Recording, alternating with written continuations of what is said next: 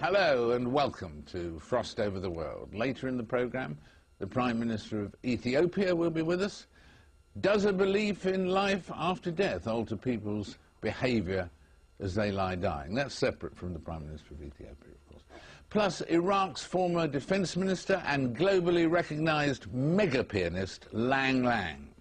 But first, Moldova, a country you may have once thought was just existent only in fairy tales. But no, sandwiched between Romania and Ukraine, Moldova was a part of Romania after the First World War, a part of the Soviet Union after the Second, and became an independent country of 4 million plus people in 1991. But which way should the country turn? The current government, the communists, look eastward. But many Moldovans have roots in Romania, now a member of the EU and NATO. And earlier this week, the Romanian president announced the fast-tracking of Romanian citizenship for up to 1 million Moldovans if they want it. The week also saw controversial protests in Moldova from opposition supporters who criticised the recent election. So the government ordered a recount, and the results of that will officially come out next Tuesday. And I'm delighted to be joined now by Moldova's ambassador to the UK, Natalia Solcan. Welcome. Very good to have you with us. Thank you so much today for inviting me. Now, the situation now is that the recount is going on at the moment, yes? Yes, indeed, Sir David. The recount has started yesterday, has started on the 15th, and it is in full process now today. The recount is going to last until the last ballot is going to be counted.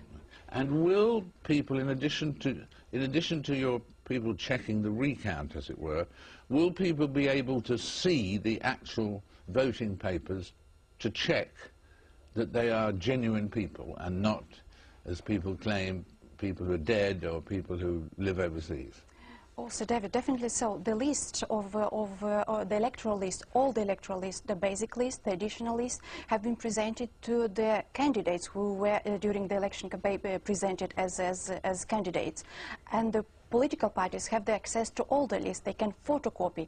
I have the information that currently 90% of all the lists have been photocopied.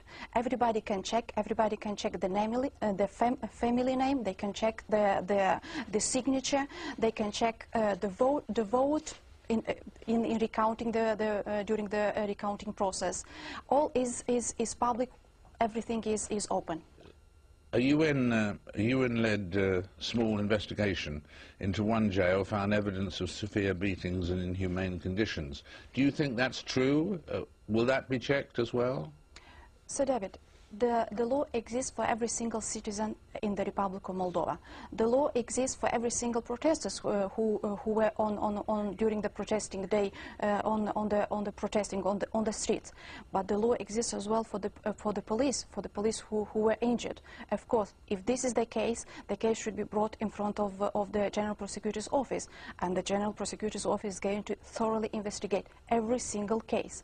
I would like to add as well, there is the Center for Human Rights in Moldova, which is fully functional, and it is in full activity nowadays, and is bringing all the cases to the General Prosecution Office.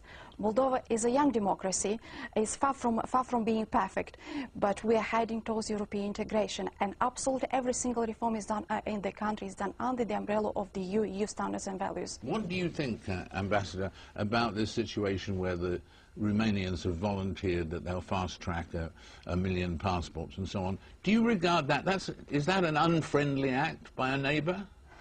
Sir David, this is of a grave concern for the Republic of Moldova. I would like to develop this issue because it is of very serious concern for my country, for my authorities. In Moldova live Moldovans, Ukrainians, Russians, Polish people, Roma people, Hungarian people, as well as Bulgarian, Turkish populations as well, which definitely show that Moldova is a multi-ethnic state. If, for example, every single state will start giving citizenship to the people who are living in Moldova, what will become to Moldova? But definitely, this comes from our neighboring Romania. as I said, it's of a grave concern for us. But why the Moldovans? Because everybody now is saying that there are around 800,000 requests. But I would say that there are more of these, because these are the requests, but these are families who are applying. But why the Moldovans are applying for citizenship? Is it because they consider themselves Romanians? Far from that. If I will give the statistical data from the last censorship, only 2% of the entire population of Moldova consider themselves Romanians, which makes why do they want to go? Why indeed? Because they want to travel freely into the European Union space. Already now, we have very close relations with the European Union. And here I would like to add, Sir David, that it was the Communist Party, it was the current government who put on the agenda as high priority, as major objective in the country, European integration objective. Do you think Moldova could become the next Georgia or Ukraine, the next flashpoint between East and West? My answer is straight no. Moldova would like to become a member of the European Union. Moldova is doing every single step towards the European Union to become one day member of the European Union. 80% of the population supports the European integration agenda of the government. Romania could play a role, could support in a pragmatic way to allow the Moldovans to support the objective of Moldova to freely travel inside of the European Union by this pragmatic way to support, to allow Moldovans to come closer to the European Union, but not giving citizenship. Nowadays, it's much more easy to acquire the Romanian citizenship than to apply for the visa to the EU member states. Thank you very much, Ambassador. You're a splendid advocate for your country's cause, and we thank you for being with us and the new points that you were able to clarify there. Thank you very much indeed. Thank you, Sir David, very much. Thanks to the Ambassador. In a couple of minutes, Iraq's former Defence Minister Ali Alawi. After this incredibly short break.